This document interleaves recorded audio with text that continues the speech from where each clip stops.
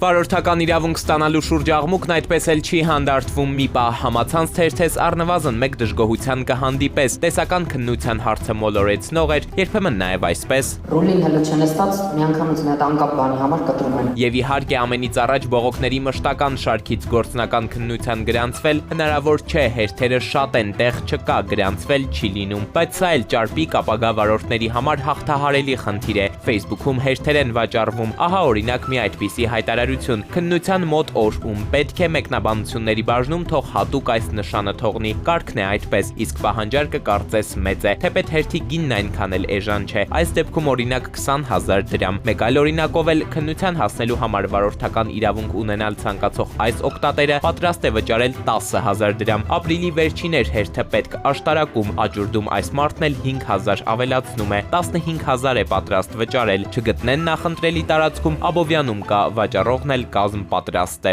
Իրար մեջ այո հնարավոր էր որ պայմանավորվեին, ով որ ուներ ամրագրված տեղ, ինքը ավտոմատ այդ պահին չեղարկում էր, իր կողքի անձը, որ արդեն պատրաստ, ընտրված, սպասում էր որ մեկը չեղարկի տեղ բացվի, ավտոմատ ամրագրումը անում էր։ Փորձագետը հիշում է տարիներ առաջ հերթերը վաճառում էին հենց ոստիկանության քննական կենտրոնների առջև։ Հիմա պարզապես փոխվել են ժամանակները, առևտուրը տեղափոխվել է թվային հարթակներ։ Գուցե այսպես նաև առավել ապահով է, հատկապես օրինակ Facebook-յան փակ խմբերում, երբ կա նաև հնարավորություն վաճառքի հայտարարությունը տարածել անանուն, այս տարբերակով ոչ ոք չի տեսնում, թե ով է հրապարակման հեղինակը։ Չի կարելի, ամեն ինչի մեջ պիտի լինի բարեխիղճություն։ Հիմա ոստիկանությունը չի հետևում, ուշ է արձագանքում։ Փորձեցինք անձամբ օգտվել այս ծառայությունից հասկանալու համար, թե հերթեր վաճառողներն ինչպես են աշխատում, ինչ են ասում եւ ինչպես պայմանավորվում գնորդների հետ։ Facebook-յան խմբերում հրապարակված բոլոր հեռախոսահամարներին մեր զանգերն անպատասխան մնացին։ Փորձագետներն ասում են, սա այն պատճառով, որ հերթ վաճառողները կենտրոնանում են արագության վրա։ Հեռախոսահամարը բնականաբար առանձին է, ոչ անձնական օգտագործմանը։ Հայտարարությունը դնում են առաջիկա ժամերին ակնկալելով իրենց հերթի վաճառքը։ Եթե այդ պահին հայտարարություն չունեն կամ էլ այսպես ասենք տեսականին սպառված է, այլ զանգերի չպատասխանելը նաև զգուշավորություն է, բայց սա դեռ ամենը չէ, Telegram-ում էլ բոտ կա, ամեն բան ինքնուրույն է անում, հերթ է ազատվում, նախապես հայտագրվածին միանգամից գրանցում է, առանց մարդկային նույնիսկ կես ներգործության։ Մարդկանց համար ուզեցել են մի բան անել, ծրագրավորողները, ասենք լավ փողեր են շահում, բայց ամեն մեկը ասում է կողքից մի հատ այդքան շնորհ չունեմ մի հատ բիզնես տնեմ էլի։ Վերցել են գրել են մարդիկ։ Ոյակա բան է կարճ, բայց դա վատ տեղ է տանը։ Ոստիկանության վերահսկողության մասին դեռ տարեսկզբին էին ընդդիմադիրները ներքին գործերի նախարարին հարցնում, ինչպես պետք է լուծեք հաշվառման բաժինների հերթերի խնդիրը։ Բողոքները շատ են։ Գերատեսչության ղեկավարն ասաց, թե միջանկյալ ներարկումներ են արել հարցի կարգավորման համար, բայց երկարաժամկետ կտրվածքում դեռ անելիքներ կան։ Մեր պլանը այն է, որ այս տարվա կտրվածքով մենք համագործակցություն պիտի ծավալենք նաև մասնավոր ընկերությունների հետ եւ մոդելային փոփոխություն ունենանք հաշվառման քննական ծառայությունների մատուցման տեսանկյունից, որպեսզի այն միջանկյալ ներարկումները, որոնք անընդհատ մենք իրականացնում ենք, դրանք դառնան ճիշտ ինստիտուցիոնալ լուծումներ։ Նմանատիպ միտում եղել են աղկինում նաև հարկադիր կատարման ծառայության գործառույթները, ինչ որ մասնավոր ընկերության պատվիրակելու, բայց միջազգային փորձի, կոռուպցիոն ռիսկերի, նմանատիպ հարցերի ուսումնասիրության արդյունքում հետ կանգնեցին տվյալ մտքից, հետևաբար կարծում եմ, որ նույն համեմատականը կարող ենք նաև այս դեպքում տանել։ Ի վերջո, մեջ օրերում մինչև մարտն արդեն ամենահեռու ճամփորդությանն է գնում տիեզերքում հասնելով լուսնին, ինչու ենք մենք շարունակ այս խնդրի առջև կանգնած մնում, ըստ փորձագետի խնդիրները համակարգային են։ Երկու հիմնական պատճառ՝ վատ կառավարման մոդել, միասնական կանոններ չկան, դա քաոսային իրավիճակ է ստեղծում, եւ երկրորդ հաշվենք հանձնողների մոտավորապես 70%-ը, որոնք վերահանձնում են կամ վերահանձնում են,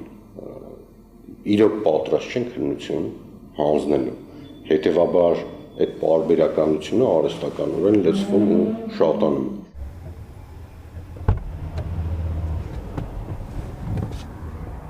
Մեքենայի ղեկին կարելի է նստել այսպես ուղղակի, բայց նույն սկզբունքով անհնար է ստանալ այդ իրավունքը։ Վարորդական վկայական ստանալու ճանապարհը նույնքան պարզ ու հասարակ չէ, ինչպես կարող է թվալ առաջին հայացքից։ Վստահ եք, որ ամբողջ ճանապարհային երթևեկության օրենսդրությանը տիրապետում եք։ Հստակ ունեն կարգավորում, որ վարորդի թեկնածուն, ով հստակ կատարել է, ճիշտ կատարել է 10 գործողություններ, վերջինս պետք է ստանա վարորդական իրավունքի վկայական, բայց այո, մեկ սխալ կատարված գործողության արդյունքում պրակտիկայում թեկնածուին չեն տրամադրում վարորդական իրավունքի վկայական, ու այստեղ հարցադրում է առաջանում, արդյոք տվյալ մեկ խախտում է ճանապարհատրանսպորտային ոլորտի օրենսդրության խախտում է, թե մեկ այլ։ Որտեղ է սովորում ավտոդպրոցի յունտը։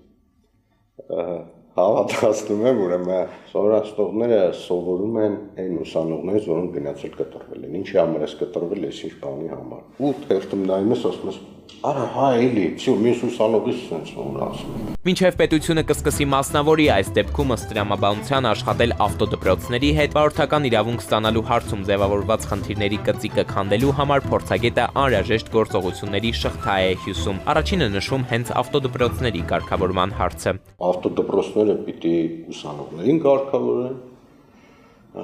ուսանողները արդեն հերթը կարգավորվի իրանցով, որոնք ավտոդպրոցների միջոցով գնան քննություն տալու, արդեն այդ ամեն ինչը ճիշտ համակարգված ցիվիլ արվում։ Եվ մինչև համակարգը փորձում է հասնել իրականությանը, իրականությունը դարձյալ առաջ է ընկնում իր կանոններով, իր լուծումներով, երբեմն նաև իր ռիսկերով։ Այս պատմության մեջ ամեն մեկն իր ճանապարհն է գտնում, մեկը սпасելով, մյուսը վճարելով, երրորդը շրջանցելով, այնպես ինչպես հենց ճանապարհներին իրական երթևեկի մեջ։ Բայց ճանապարհային երթևեկությունը այն տեղը չէ, որտեղ կարելի է փորձել արագ տարբերակները։ Այստեղ յուրաքանչյուր սխալ կարող է ունենալ շատ ավելի բարձր գին, ու եթե այսօր հերթն է վաճառվում, հարց է առաջանում, վաղը արդյոք նույն հեշտությամբ չի վաճառվելու նաև պատասխանատվությունը։ Հենց այս կետում էլ հարցերը մնում են օդում, որտեղ էլ սիրում են ճախրել ՆԱՍԱ-ի տիեզերագնացները։